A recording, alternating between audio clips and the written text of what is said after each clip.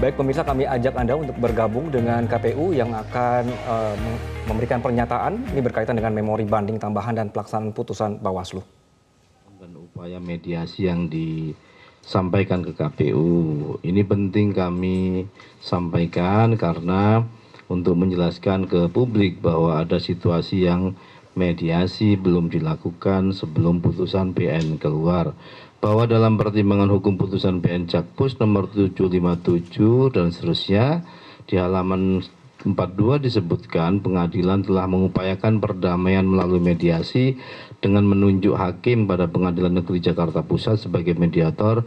Berdasarkan laporan mediator tanggal 26 Oktober, upaya perdamaian tidak berhasil. Ini padahal tidak ada proses mediasi. Selama ini belum kami sampaikan memang. Kedua, pemeriksaan perkara biasa yang dijalankan tanpa mediasi melanggar kewajiban hukum hakim sebagaimana diatur pada pasal 3 ayat 3 Perma 1 2016. Sesuai pasal 4 Perma 1 2016, semua sengketa perdata wajib terlebih dahulu diupayakan mediasi kecuali ditentukan lain. Gugatan ini tidak termasuk perkara yang dikecualikan oleh pasal 4 ayat 2 huruf A Perma 1 2016. Bukan sengketa yang ditentukan tenggang waktu penyelesaiannya. Bukti sebagai perkara perdata biasa adalah PDTG dalam register perkara nomor 757 garing PDT.G garing 2022 garing PN JKT Pusat PST. 3. Akibat dari terjadinya pelanggaran tanpa mediasi, pemeriksaan perkara juridis serta harus ditetapkan putusan dilakukan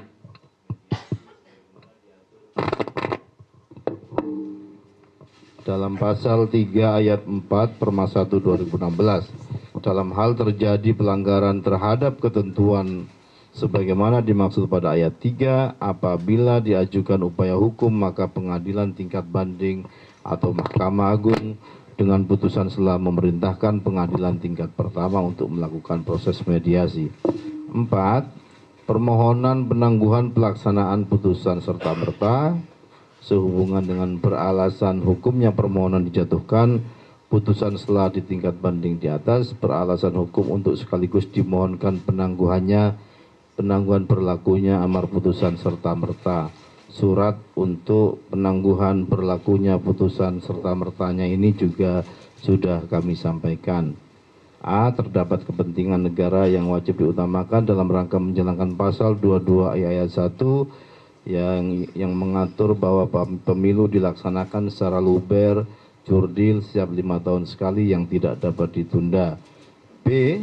Dalam Undang-Undang Pemilu tidak dikenal alasan penundaan pemilu, tetapi hanya pemilu lanjutan dan pemilu susulan dengan pemberlakuan khusus dalam pasal 431 dan pasal 432 Undang-Undang Pemilu. C. Dalam pemeriksaan perkara aku terdapat eksepsi kompetensi absolut yang bersinggungan dengan kewenangan badan-badan peradilan pemilu. Tidak menutup kemungkinan adanya dua atau lebih putusan yang berbeda. Ini terkonfirmasi dari jatuhnya putusan Bawaslu RI nomor 001 dan seterusnya 20 Maret 2023 yang memerintahkan KPU memberikan kesempatan kepada Prima menyampaikan dokumen perbaikan paling lama 10 kali 24 jam. Di sisi lain, berdasarkan amanat putusan serta PN Jakpus, KPU diperintahkan menunda tahapan pemilu dengan serta-merta, yang juga dimaknai termasuk pula menunda tahapan verifikasi perbaikan sebagaimana amar putusan Bawaslu dimaksud. 5. Permintaan koreksi atas pertimbangan Hakim PN Jakpus tentang eksepsi kewenangan absolut, tindakan KPU menetapkan Prima tidak memenuhi syarat administrasi parpol merupakan substansi yang diatur dalam undang-undang. Kemudian 6. Koreksi atas kekeliruan pendapat majelis hakim tentang pembenaran unsur perbuatan melawan hukum dalam perselisihan atas tidak dilolosnya Partai Prima yang telah diajukan ke Bawaslu dan dijatuhkan putusan 002 tanggal 4 November KPU telah melaksanakan kewajibannya dengan menindaklanjuti putusan Bawaslu, yaitu memberikan kesempatan perbaikan berkas dan seterusnya dan seterusnya. Teman-teman sekalian, sebelum ke tindak lanjut dari putusan Bawaslu, saya ingin mengupdate yang lebih besar lagi, perkara-perkara yang sudah pernah kami layani proses-proses gugatannya. Yang pertama, pelanggaran administrasi pemilu yang pernah diajukan oleh partai-partai yang awal banget mendaftarkan dan tidak lolos itu adalah 14 perkara, dikabulkan 1, tidak diterima 1, kesepakatan tidak ada mediasi ya. Kemudian SPPU di Bawaslu atau sengketa proses pemilu itu ada 6 perkara setelah partai dinyatakan memenuhi syarat administrasi tersebut. Dikabulkan ada 5 partai, 5 partai. Kemudian yang menyepakati atau terjadi kesepakatan di proses mediasi ada 1, yaitu Partai Umat. Jadi 5 partai itu diantaranya yang tidak menemui kesepakatan dalam proses mediasi saat itu adalah Partai Umat. Kemudian di PT UN Jakarta ada 8 kasus atau 8 partai yang mengajukan, semuanya atau ke-8-nya tidak diterima. Kemudian di pengadilan negeri ada 1 perkara yang dikabulkan, yaitu kasus Partai Prima yang baru saja update tindak lanjutnya kami sampaikan terkait memori banding yang dilakukan oleh KPU. Gugatan biasa di PT UN Jakarta ada 8, tidak diterima. PK atau SPPU di PT UN Jakarta ada 2. Kemudian perlawanan atas gugatan biasa di PT UN, total perkaranya ada 5 dan ditolak semua. Jadi teman-teman jurnalis sekalian, total perkara yang sudah ditempuh oleh calon peserta pemilu dalam proses pendaftaran partai politik ini, totalnya ada 48 perkara dengan jalur yang berbeda-beda. Jadi kami ingin memastikan bahwa yang kami urus dalam proses-proses apakah dugaan pelanggaran administrasi, apakah proses sengketa di Bawaslu, di PT UN, di PN, itu 48 kasus. Mungkin sebagian kita baru terkesima ketika ada putusan PN.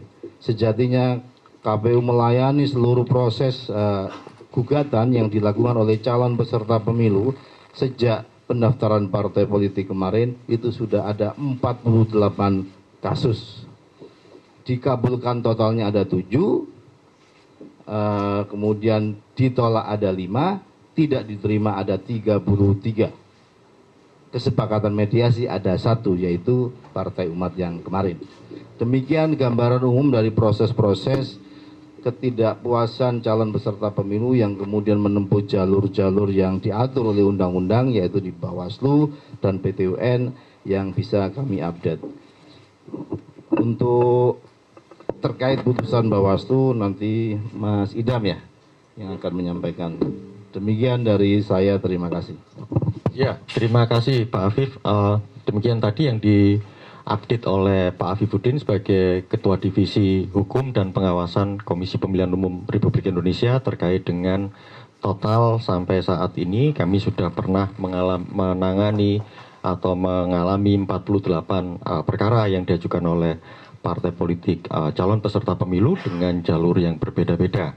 Nah, jadi tadi penegasan yang disampaikan oleh Pak Afif bahwa mungkin kita posisinya memang terkesima ketika ada posisi Partai Prima, tetapi sebelumnya kami sudah menangani banyak perkara dan itu tetap dilakukan oleh KPU dalam konteks pelayanan.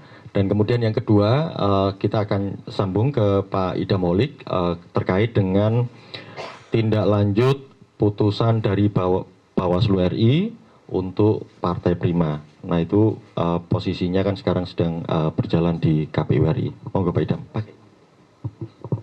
Makasih Mas Agus. Bismillahirrahmanirrahim. Assalamualaikum warahmatullahi wabarakatuh. Salam, Om Swastiastu, Namo Buddhaya, salam kebajikan, salam sejahtera untuk kita semuanya.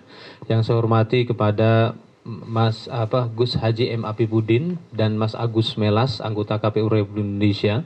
Yang saya hormati Pak Deputi Teknis Penyelenggaraan Pemilu, Pak Wima. Yang saya hormati kepada rekan-rekan jurnalis ya, yang saat ini sedang berada di ruangan media center KPU Republik Indonesia. Ibu Bapak dan rekan-rekan semuanya. Saya akan menjelaskan terkait tindak lanjut putusan Bawaslu nomor 001 yang dibacakan pada tanggal 20 Maret 2023. Kami KPU Republik Indonesia pada hari Selasa tanggal 21 Maret 2023 pada malam hari telah melakukan rapat pleno dengan pembahasan putusan Bawaslu nomor 001/LP ADM-PL-000-000-3 yang dibacakan pada tanggal 20 Maret 2023.